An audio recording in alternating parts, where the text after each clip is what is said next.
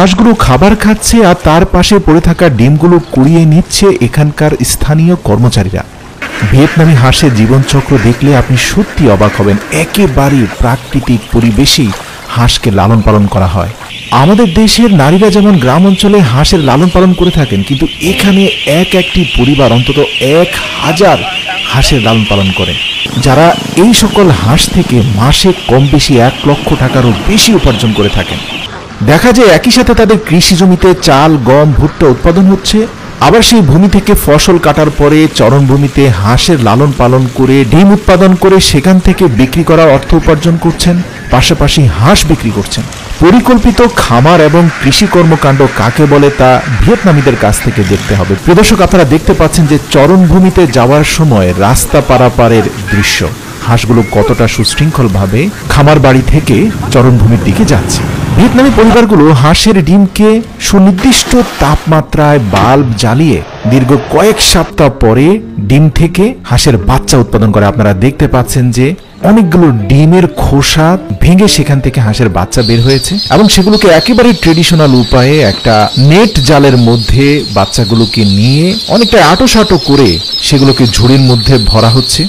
শুরু থেকেই এই হাঁসের বাচ্চাগুলোকে বেশ খানিকটা কষ্ট সহিষ্ণু করে তৈরি করা হয়। গবেষণা উঠে এসেছে ভিয়েতনামি হাঁসের বীজগুলো হচ্ছে পৃথিবীর সবচেয়ে শক্তিশালী হাঁসের বীজ।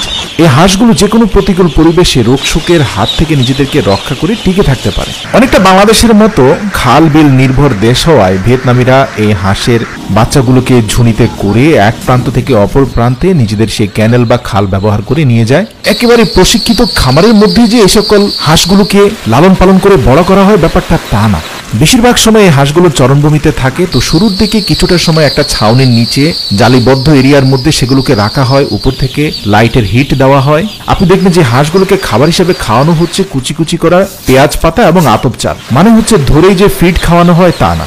এরপরে তাদেরকে পানির সাথে পরিচিত করাতে খড়কুটোর উপরে প্লাস্টিক বিছিয়ে সেখানে পানি ছিটিয়ে দেওয়া হয়। দেখা যায় কিছু কিছু স্থানে অনেক পানি থাকে, কিছু কিছু স্থানে পানি থাকে না। ছোট বাচ্চা হাঁসগুলো যেন পানিতে ডুবে না যায় বা পানির সাথে পরিচিত হতে পারে, সাঁতার কাটার জন্য উপযুক্ত হতে পারে, তাই তাদের জন্য এরকম পরিবেশ তৈরি করা হচ্ছে যাতে কিছুটা পানির মধ্যে তারা সাঁতার কেটে গোসল করে আস্তে আস্তে নিজেদেরকে কষ্ট সহিষ্ণু বা পানির সাথে পরিচিত হতে পারে। তবে হাঁসগুলোকে নিয়মিত ভ্যাকসিন দেওয়া হয়। শুরুতে অন্তত 8 থেকে 10টি রোগের হাত থেকে রক্ষা করার জন্য একটা বিশেষ ভ্যাকসিন দেওয়া হয়। আপনি দেখতে পাবেন যে অন্তত 15 থেকে 20 দিন বয়সী হাঁসের বাচ্চাগুলো বেশ শক্তপোক্ত হয়ে গিয়েছে, আর একসাথে কয়েক হাজার হাঁস থাকায় এরা অনেকটাই সুশৃঙ্খল থাকে। মোটামুটি অধিকাংশ যেদিকে যায় বাকিরাও সেদিকে দৌড় দেয় এবং হাঁসগুলোর খাবার দাবারের প্রক্রিয়া যথেষ্ট কঠিন করা হয় যেন তারা কষ্ট করে খাবার বা পানি পেতে পারে, এতে তারা কষ্ট সহিষ্ণু হবে।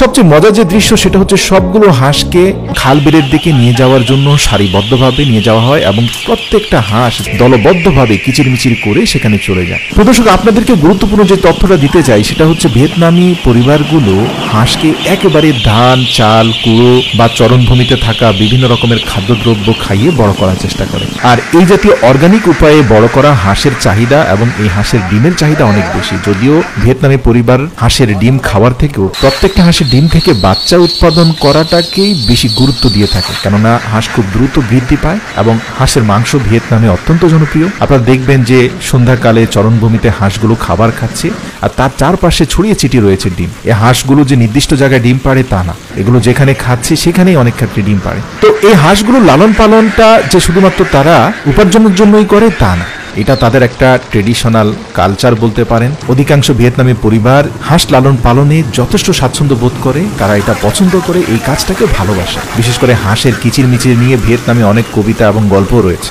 তাদের কালচারের মধ্যে হাঁস লালন পালন একটা গুরুত্বপূর্ণ বিষয়, আর এই জন্যই হয়তোবা ডাক মিট ভিয়েতনাম, থাইল্যান্ড এই অঞ্চলগুলোতে সবচেয়ে বেশি পরিমাণে পাওয়া যায়।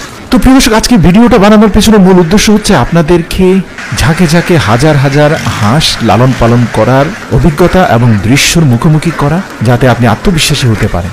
কোনো কাজই ছোট নয়, ভালোবেসে করলে যে কোনো কাজেই সফলতা পাওয়া যায়। কারণ আমরা যখন কোনো কাজকে পছন্দ করে করি তখন সেই কাজে সর্বোচ্চ রকমের সৃজনশীলতা এবং যত্নের সাথে করতে পারি, যার কারণে সেই কাজের সফলতাও খুব দ্রুত আসে। এই পরিবারগুলোর কথা চিন্তা করেন, এক একটি পরিবার কয়েক লক্ষ টাকা মাসে উপার্জন করে হাঁস বিক্রি এবং ডিম বিক্রি করে। করে। তাও যে তারা কোনো বড় ধরনের ফার্ম নিয়ন্ত্রণ করে তাও না, চরণভূমিতে পরিচালিত করে হাঁসের সাথে হেসে খেলে আনন্দ করে দৌড়ঝাঁপ করে নিজেদেরকেও ফিট রাখছে, প্রকৃতির সাথে মিলেমিশে উপার্জনের এই পদ্ধতি আপনার কেমন লেগেছে আমাদের অবশ্যই কমেন্ট করে জানাবেন। ভিডিওটি ভালো লাগলে প্রিয়জনদেরকে দেখাতে অবশ্যই শেয়ার করবেন।